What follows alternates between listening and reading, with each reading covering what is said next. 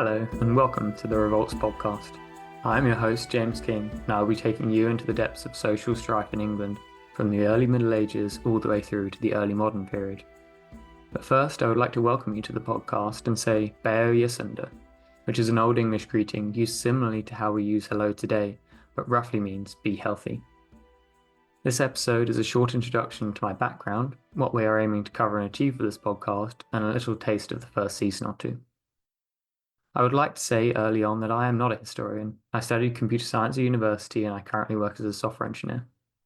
However, I have been inspired by friends and family over the years to learn more about our past, which has turned into a hobby of reading and listening to a variety of fascinating books and podcasts, as well as visiting some fantastic historical sites around England and elsewhere.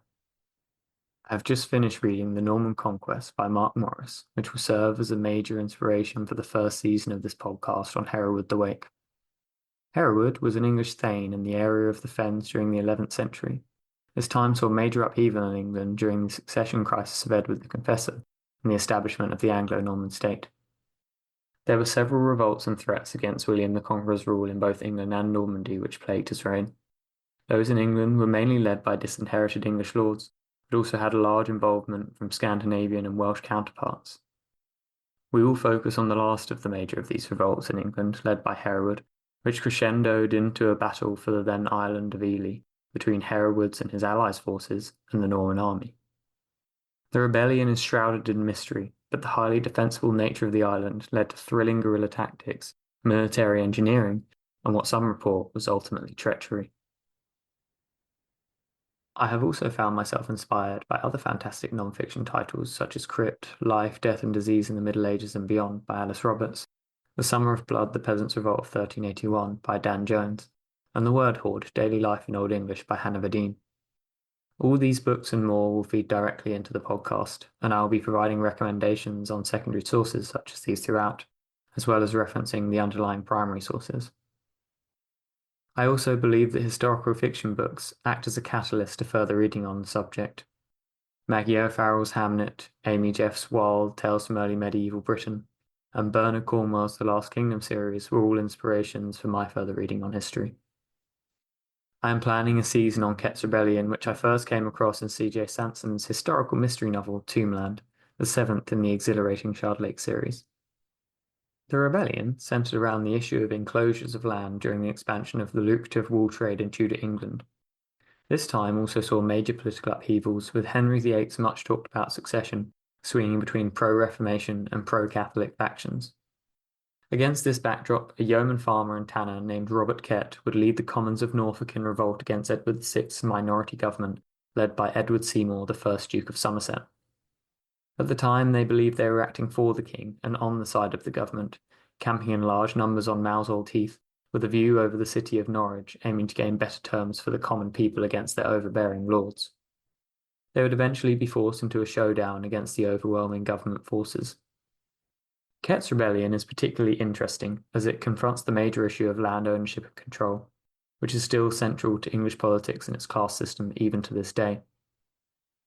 Furthermore, it follows a pattern of revolt previously seen in England during the Peasants' Revolt of 1381, in which the revolt's leaders were attempting to find peaceable solutions to issues where they truly believed the king and government would be on their side, but eventually faced overwhelming force from those whom they believed to be supporting. This loyalty to the aristocracy has marked major events in English and British politics, such as the English Civil War and the Stuart Restoration, and has helped to define the constitutional monarchy of today. The monarchy continues to divide the English people, some who believe firmly in the success of the constitutional monarchy or are simply ambivalent to change, and others who support the idea of a republic.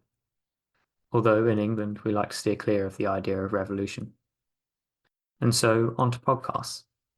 Over the past few years, history podcasts have exploded in popularity, with shows such as Mike Duncan's The History of Rome and Dan Carlin's Hardcore History pushing the subject into popular culture. This has led to a blooming of coverage of major historical events and eras, which has greatly spurred my learning and enjoyment of our history. As you may have noted by the title of this podcast, I have been greatly inspired by Mike Duncan's second podcast series, Revolutions. Similarly to Revolutions, this podcast will be split into seasons, which generally aim to cover a single revolt. introducing its historical backdrop, delving more into the major events and characters of the revolt, and exploring its consequences, legacy, and relation to other parts of history. With so many fine podcasts available, finding a niche isn't easy, but I was inspired by Charles Kimball's History of Southeast Asia, in which he considers himself a historian of the obscure. So, similarly to Charles, I'm aiming to find the more obscure revolts and social disturbances, like those previously mentioned, and other similar events such as Jack Cade's Rebellion, the Pilgrimage of Grace, and the Kentish Rebellion of 1647. I hope to shine a light on these lesser explored topics in podcasting and provide entertaining content for all the listeners out there. There will likely be some crossover with other history podcasts such as David Crowther's History of England, Jamie Jeffers' British History podcast, and the English Heritage podcast. I'll try to minimize this crossover without detracting from the flow and content of each season. Finally, I wanted to give a shout out to two of my other favourite podcasters, Lawrence Gianangeli of the Italian Renaissance podcast, and Robin Pearson, who runs the History of Byzantium podcast.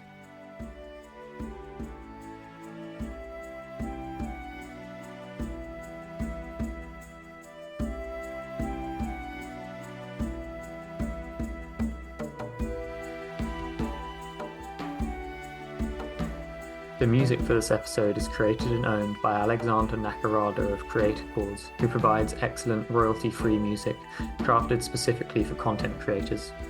The Creator Cause library of music contains a great variety of content, including the medieval-themed song Marked, which I have used here.